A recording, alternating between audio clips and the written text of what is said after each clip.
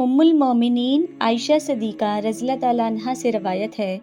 کہ رسول اللہ صلی اللہ علیہ وسلم نے فرمایا ہے، جب تم میں کوئی شخص اونگنے لگے اور وہ نماز پڑھ رہا ہو تو اسے چاہیے کہ نماز توڑ کر سو جائے یہاں تک کہ اس کی نیند جاتی رہے،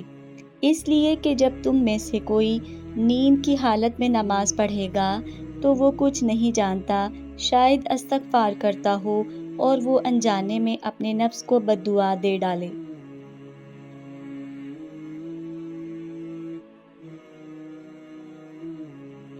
سیدنا انس رضی اللہ تعالیٰ عنہ نبی کریم صلی اللہ علیہ وسلم سے روایت کرتے ہیں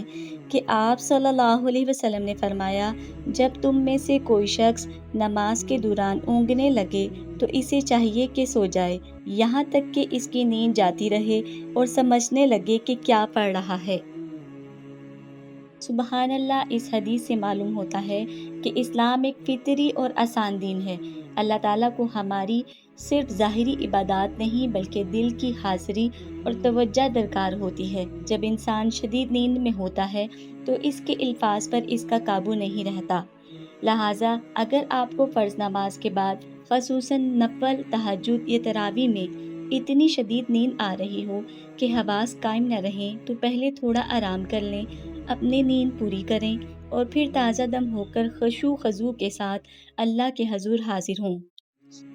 اللہ تعالیٰ ہم سب کو دین کی صحیح سمجھ عطا فرمائے اور ہماری عبادات کو اپنی بارگاہ میں قبول فرمائے، آمین۔ ویڈیو اچھی لگی ہو تو اسے شیئر ضرور کریں اور مزید اسلامی معلومات کے لیے چینل کو سبسکرائب کریں۔ جزاک اللہ۔